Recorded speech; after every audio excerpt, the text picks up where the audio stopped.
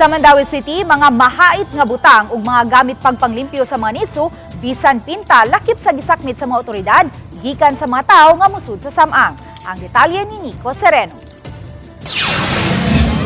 Gisirad-an na para sa mga sakyanan ang karsada atubangan sa upat ka mga dagkong sementeryo sa may barangay Gizo. Maungan ng lakaw na lang ang mga tao aron makaduaw sa mga mitaliwang mahal sa kinabuhi. Sa St. Joseph Roman Catholic Cemetery, istrikto ang inspeksyon sa mga gamit sa mga busod. Sayo pagani daghan na ang ilang mga na-confiscate, kasagaran mga gamit paglimpyo sa mga nicho. Bisan gani mga pintal, gipabili na lang sa gate. Sa mga ubang na goers ba tapos mo lang ipabilin pod nila.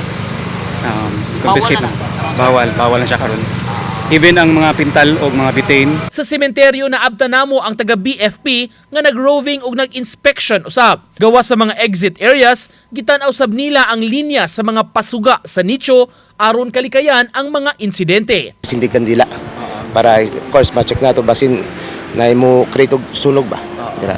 Kaning ani sunog, electrical connection. Yes kan la dia kay murag kwan man god na connect murag isa lang siya nga kwan ba connection ba tapos mag-light especially pag gabi na. Padayon sab ang pag-abot-abot sa mga tawo nga miduaw apan di hinon kaayo daghan kaganihang buntag. Gilauman nga karong gabii ang bulto sa mga mobisita mao nga nangandam ng daan niini ang mga otoridad. Maganda yung situation, the peace and order situation here is much fun naman.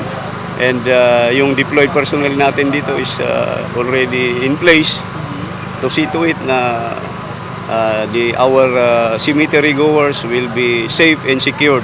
Si Mayor Glenn Bersede, kinsa kagahapon nangunay sa pag-inspection sa mga menteryo, ni awhag sa mga tao nga mukooperar sa mga otoridad. Nagpahimangno usab kini sa mga manindahay nga mutuman sa mga lagda o gili mula pa sa kalsada pagpaninda. Gisusi usab sa mayor ang kuha gikan sa mga CCTV cameras sa Dakbayan. Sa Mobile Command Center, giinstolar ang dugang mga CCTVs aron ma-monitor ang palibot sa mga sementeryo ning panahuna. Wireless cameras niya, additional 5 kabuok o gato ang mga personnel nato nga mag-roving dire sa ato ang mga samtang na magsulob sa sila og mga body cameras nga live feed. Then time to time sad labi pa kung mudaghan ng mga tao pagpalupad sa tag live feed nato nga drone. Remain to be kalma lang bisag unsa ka busy kay ang uban manggod magtugtuda tungod sa ka daghang tawo. Uban ni Godfrey Relien, Nico Sereno, Balitang Bisdak.